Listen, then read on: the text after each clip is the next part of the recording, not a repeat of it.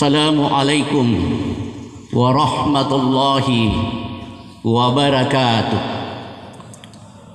Allahu akbar, Allahu akbar, Allahu akbar, walillahil hamd.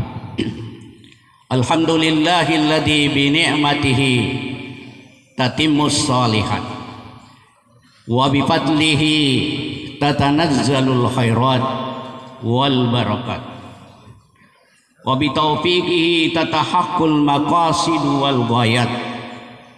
Ashhadu an la ilaha illallah wahdahu la syarika lah wa ashhadu anna Muhammadan abduhu wa rasuluhu la nabiyya ba'dah. Wa sallallahu ala sayyidina wa syafi'ina wa habibina nabiyina Muhammadin sallallahu alaihi wasallam wa ala alihi wa sahbihi al-mujahidin at-tahirin. Amma ba'd, faya ayyuhal hadirun, usikum wa iyaya bitaqwallah wa ta'atihi la'allakum tuflihun. Ya ayyuhalladzina amanu taqullaha haqqa tuqatih wa la tamutunna illa wa antum muslimun wa tazawwadu fa inna khairaz zadi taqwa wattaquni ya ulil albab. Allahu akbar, Allahu akbar, Allahu akbar, walillahil hamd. Jamaah Id yang semoga dimuliakan, diberkati, dirahmati dan diampuni oleh Allah Subhanahu wa taala. Alhamdulillah, pada hari yang mulia ini 10 Zulhijjah 1443 Hijriah, seluruh umat Islam seluruh dunia memperingati hari raya Idul Adha. Tepat sehari setelah jutaan umat Islam menunaikan ibadah haji wukuf di Arafah, berkumpul mengenakan ihram dengan bentuk dan warna yang sama sebagai lambang kesetaraan derajat manusia di sisi Allah Subhanahu wa taala. Tidak ada keistimewaan satu bangsa dengan bangsa lainnya kecuali takwa kepada Allah Subhanahu wa taala. Hari yang kita peringati ini adalah hari ketika satu keluarga mengatraksikan spirit perjuangannya, spirit kesetiaannya kepada Allah Subhanahu wa taala, yakni keluarga Nabiullah Ibrahim alaihissalam. Keluarga ini telah menapaki jalan terjal menuju ketinggian derajat maqam mahmudah di sisi Allah Subhanahu wa taala. Ini juga kita harapkan kehadiran kita memperingati Idul Adha ini menjadi momentum yang tepat untuk mengambil spirit pengorbanan untuk maros lebih religius di masa yang akan datang. Allahu akbar, Allahu akbar, Allahu akbar, walillah. Jamaah yang berbahagia, pelajaran apa saja yang dalam kisah yang penuh sejarah, makna, ibrah dan pelajaran itu? Yang pertama, beliau di setiap munajatnya, doa utama yang beliau panjatkan sepanjang usianya adalah Rabbi habli minas sholihin. Ya Allah, ya Rabbi, karuniakanlah kami anak yang soleh. Doa ini selalu dipanjatkan tanpa bosan, apalagi putus asa, hingga beliau sampai umur senja. Beliau baru dikabulkan doanya, fabasyirnahu bigulamin halim. Maka kami berikan kabar gembira buat Ibrahim, yaitu anak yang soleh, yang santun. Sampai istri beliau Bunda Hajar kurang yakin, sehingga beliau berkata, ini ajuzun akim. Demikian keheranan, ketajuban istri Ibrahim alaihissalam. Namun Allah berkehendak lain. Sekalipun menurut medis beliau sudah menopaus, tidak memungkinkan lagi hamil, tidak memungkinkan lagi mengandung seorang bayi. Namun Allah berkehendak lain. Allahu ghalibun ala amri, dan Allah tidak pernah dikalahkan dalam urusannya. Allahu akbar, Allahu akbar, Allahu akbar, walillah. Hadirin berbahagia, Pesan penting pada episode ini adalah: satu, pejuang sejati sadar bahwa jalan yang dilalui adalah jalan panjang, butuh kesabaran, butuh napas panjang, dan tidak akan tergesa-gesa memetik buah sebelum ranum. Yang kedua, betapa penting menghadirkan generasi yang akan melanjutkan perjuangan. Allah Subhanahu wa taala telah mengingatkan betapa pentingnya regenerasi, sehingga seorang pemimpin sejati mempersiapkan SDM sama pentingnya dengan mempersiapkan infrastruktur. Allahu Akbar, Allahu Akbar, Allahu Akbar walillah. Hadirin jamaah yang berbahagia, episode kedua dalam kisah bersejarah ini, ketika Nabiullah Ibrahim alaihissalam mengantarkan keluarganya dari Palestina menuju Makkah, Baitullah, lembah yang tandus pada waktu itu. Beliau menempuh perjalanan kurang lebih 1.500 km mengantar keluarganya. Sesampai di lembah yang tidak ada tanda-tanda kehidupan, lembah yang gersang, tidak berpenghuni, dan pada saat itu beliau mendapatkan perintah untuk kembali meninggalkan keluarganya menuju Palestina. Setelah sampai di lembah, Ibrahim dapat perintah untuk tinggalkan keluarga, tentu dengan tanpa bekal, tanpa perabot yang lazimnya yang biasa memanjakan ibu sekarang. Namun beliau tinggalkan, dan tatkala beliau melangkahkan kaki menuju Palestina, beliau dikejar oleh sang bunda istri tercinta, Ibunda Hajar. Wahai Ibrahim, mengapa engkau tinggalkan kami berdua begitu saja? Namun Ibrahim tidak menoleh sedikit pun, karena bergejolak dalam hatinya antara cinta keluarga dan perintah yang mulia yang tentunya di atas segala-galanya. Sang Ibrahim langsung melangkahkan kaki dan dikejar ketiga kalinya oleh Bunda Hajar. Ya Ibrahim, suami yang saya tercinta, a'marakumullahu bihaza, apakah engkau melakukan semua ini karena perintah Allah Subhanahu wa taala? Ibrahim menjawab tanpa menoleh, karena masih menahan perasaan cinta yang tidak mampu dia membendung kasih sayangnya, kecintaannya buat istri tersayang. Beliau berkata, "Na'am, betul." Dan bila kita terjemahkan dengan bahasa bebas, Hajar bertanya, "Apakah engkau melakukan ini karena perintah, karena tugas negara?" Maka Ibrahim mengatakan, "Na'am, ini adalah tugas kewajiban negara." Maka Ibunda Hajar mengatakan, merespon dengan baik, "Idzan Allahu la yudhi'na." Jika demikian, insya Allah Allah tidak akan menyia-nyiakan kami. Hadirin hadirat yang sama berbahagia, inti pesannya adalah bila sebuah keluarga ada saling kepercayaan, maka rumah tangga itu akan tangguh. Bila ruang kerja kita ada saling kepercayaan, yang memimpin mendapatkan trust dan yang dipimpin merasakan santunan dan sentuhan kasih sayang dari atasan, maka akan melahirkan produktivitas yang tinggi, selanjutnya menghadirkan kesejahteraan. Karena kita dalam kisah ini kita lihat tak kalah responsif dari Ibunda Hajar dengan meyakini bahwa apa yang dilakukan oleh suaminya adalah tidak lebih daripada karena tugas dan tanggung jawab sebagai seorang pemimpin. Maka lahirlah kreativitas Ibunda Hajar, lahirlah spirit kebangkitan untuk selalu berbuat.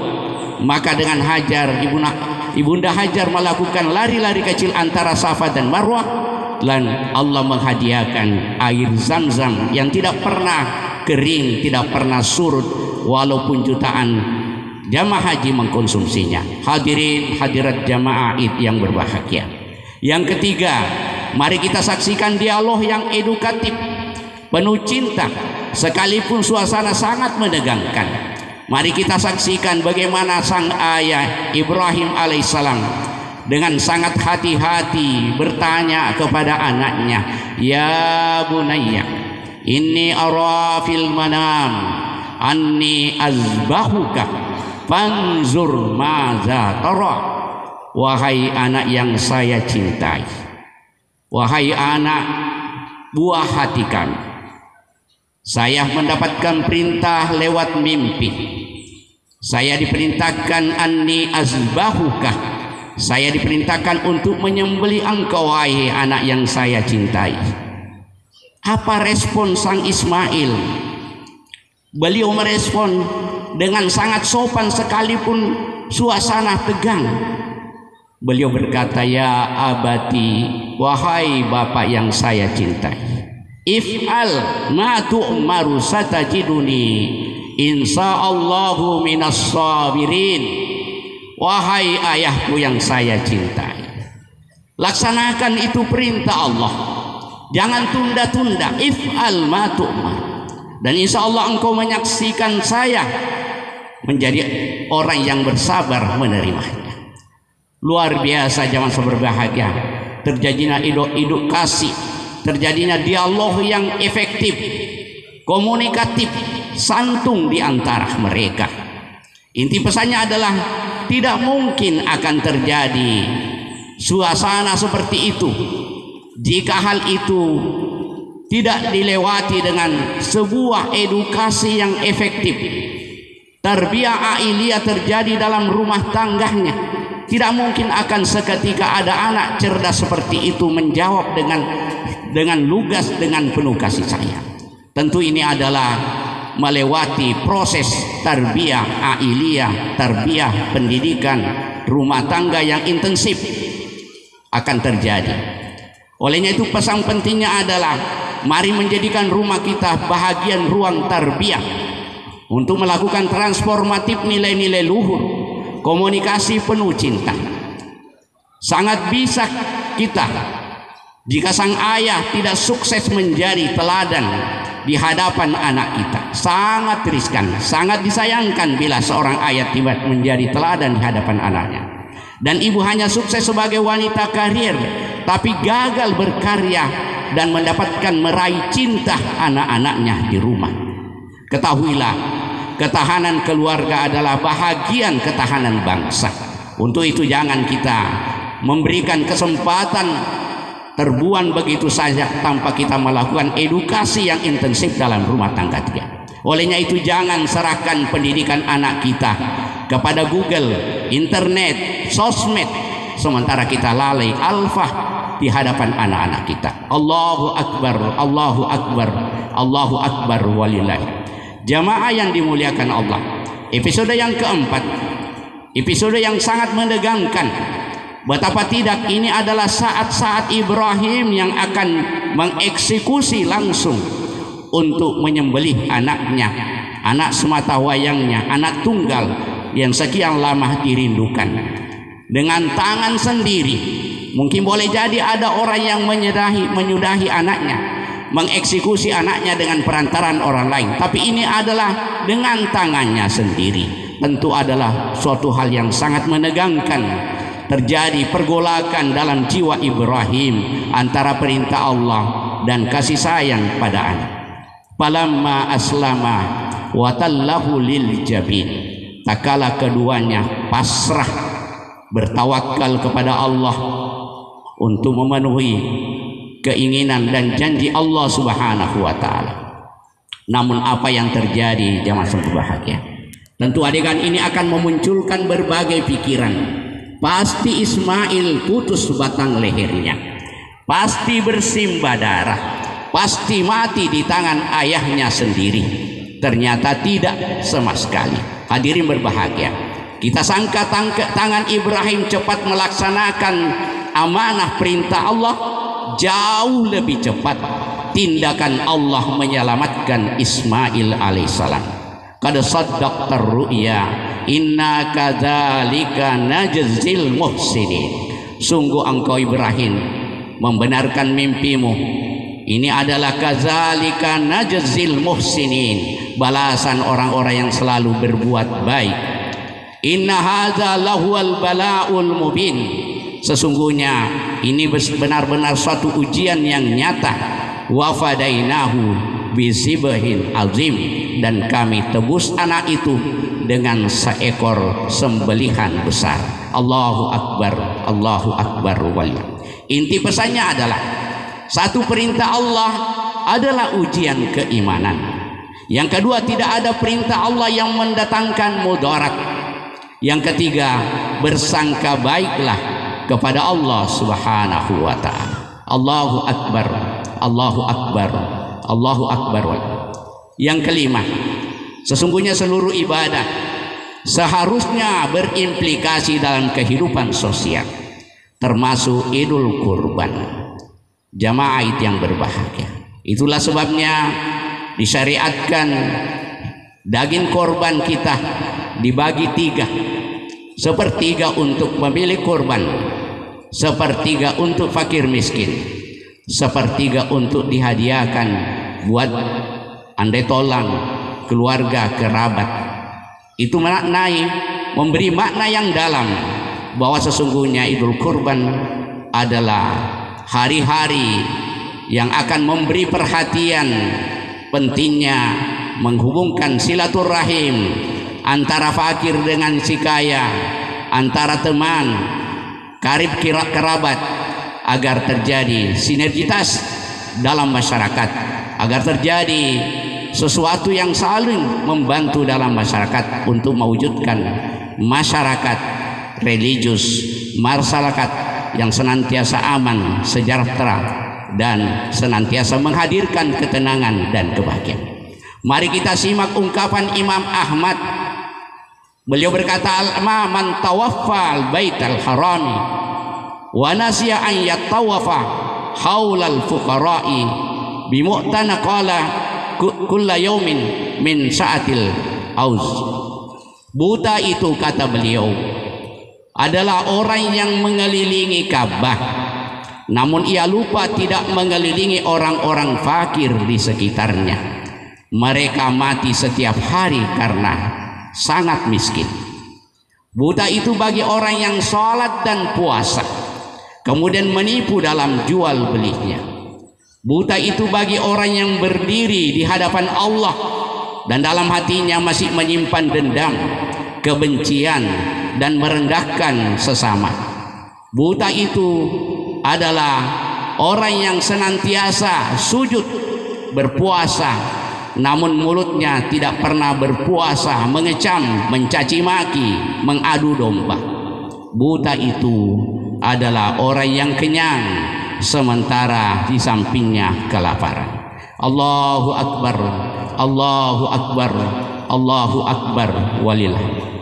Itulah makna Idul Kurban yang telah kita peringati ini. Mereview kembali peristiwa yang dilakukan oleh sebuah keluarga yang menjadi simbol keluarga yang tangguh, simbol keluarga yang senantiasa dekat dengan Allah Subhanahu wa ta'ala, simbol keluarga yang siap mengorbankan segalanya demi kepentingan umat. Allahu Akbar, Allahu Akbar. Semoga kita terinspirasi. Mari kita berdoa setelah ini. Aqulu qouli hadza wa astaghfirullahu li wa lakum wa li sairil muslimin wal muslimat faya fauzal mustaghfirin wa ya najatat ta'ibin.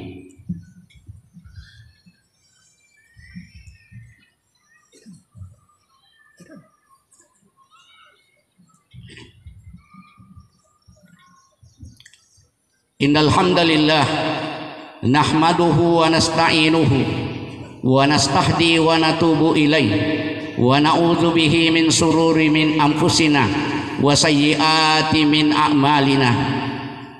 Asyhadu an la ilaha illallah wahdahu la syarikalah sahadata sidqin wa haqqin sahadatan la raiba fiha wa la sak. Wa asyhadu anna Muhammadan abduhu wa rasul. Allahumma salli ala sayyidina wa syafi'ina wa habibina wa maulana Muhammadin sallallahu alaihi wasallam wa ala alihi wa ashabihi man wala.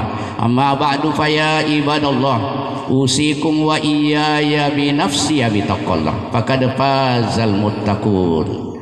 Jamaah Id yang sama berbahagia, mari kita menengadahkan tangan berdoa kepada Allah Subhanahu wa taala dengan penuh harapan dan keyakinan bahwasanya doa-doa kita akan didengar dan diistijabah oleh Allah Subhanahu wa ta'ala. Alhamdulillahi rabbil alamin, wassalatu wassalamu ala asrafil anbiya wal mursalin nabiyina Muhammadin sallallahu alaihi wasallam.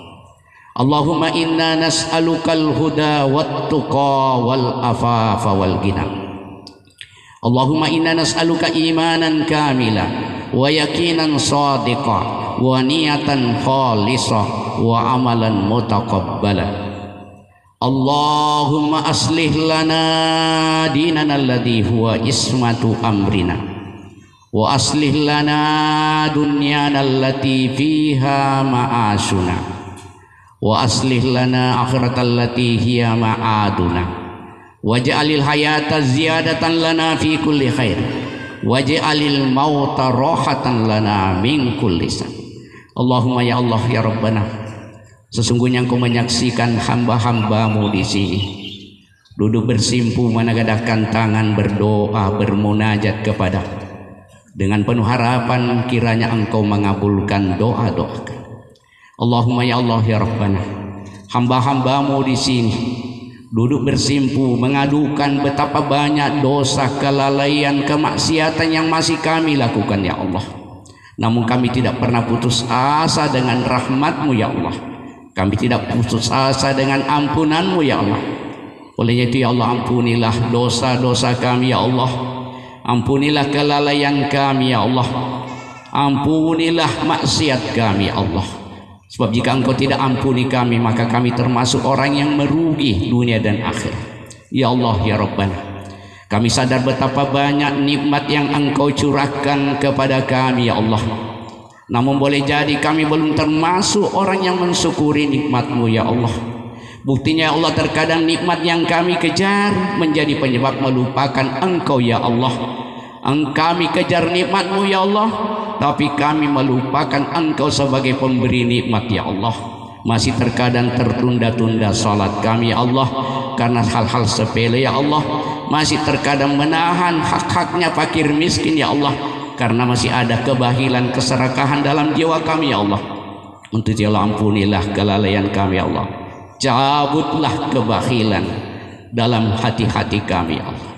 Allahumma ya Allah ya Rabbana, perbaikilah urusan agama kami karena itu adalah tumpuan harapan bagi kami. Ya Allah ya Rabbana, perbaikilah urusan dunia kami karena di sini kami hidup. Ya Allah ya Rabbana, perbaikilah urusan akhirat kami karena di sanalah tempat kami kembali. Dan jadikanlah kehidupan kami sebagai kesempatan memperbanyak kebaikan, dan jadikanlah kematianku kelak istirahat dari segala macam kesusahan. Allahumma ya Allah ya Rabbana, limpahkan rahmat, limpahkan taufik kepada kami. Beri bimbingan pemimpin-pemimpin kami ya Allah, agar mampu membangun, tidak hanya mampu membangun, menghubungkan jalan kota dengan desa, namun mampu menghubungkan hati-hati kami ya Allah, mampu menghubungkan pikiran-pikiran kami ya Allah, agar bisa mewujudkan Maros yang lebih religius, berdaya saing. Allahumma ya Allah ya Rabbana, jadikanlah pemimpin-pemimpin kami bukan hanya mau menyelamatkan dunia kami, tapi juga akan berusaha menyelamatkan kehidupan akhirat kami. Ya Allah ya Rabbana, jadikan pemimpin-pemimpin kami bukan hanya mampu meramaikan mal-mal, kantor-kantor, tetapi ya Allah, mereka juga berpikir bagaimana memakmurkan masjid, rumah-rumah-Mu ya Allah. Allahumma ya Allah ya Rabbana, jadikanlah pemimpin kami pemimpin yang senantiasa arif, senantiasa bijaksana, pemimpin yang senantiasa mendapatkan trust, kepercayaan dari masyarakatnya, dan pemimpin kami mampu bagaimana dia mengucurkan kasih sayang buat masyarakatnya. Allahumma ya Allah ya Rabbana, ampunilah dosa-dosa kami, dosa para orang muslimin. Allahumma ighfir lil muslimina wal muslimat wal mu'minina wal mu'minat al ahya'i minhu wal amwat innaka sami'un qaribun mujibud da'wat wa ya qadir. Allahumma ya Allah ya Allah ya Rabbana, ampunilah dosa-dosa kaum muslimin, baik laki-laki maupun perempuan. Ya Allah, ampunilah dosa-dosa kaum muslimin, baik yang masih hidup maupun yang sudah wafat. Allahumma ya Allah, ampunilah kami semua ya Allah, karena kami sadar ya Allah, yang menghambat kami melakukan aktivitas adalah dosa dan maksiat. Ampunilah dosa maksiat kami, ringankanlah pikiran kami, cerdaskan pikiran kami, longgarkan hati kami, mampu menerima perbedaan di antara kami. Ya Allah, ya Rabbana, beri kekuatan kepada kami agar kami selalu berkontribusi positif pada pembangunan kabupaten kami untuk mewujudkan maros sejahtera, religius dan berdaya saing. Allahumma, ya Allah, ya Rabbana, terimalah doa-doa kami. Rabbana atina fid dunya hasanah wa fil akhirati hasanah wa qina adzabannar. Subhana rabbika rabbil izzati amma yasifun wa salamun alal mursalin walhamdulillahi rabbil alamin. Assalamualaikum warahmatullahi wabarakatuh.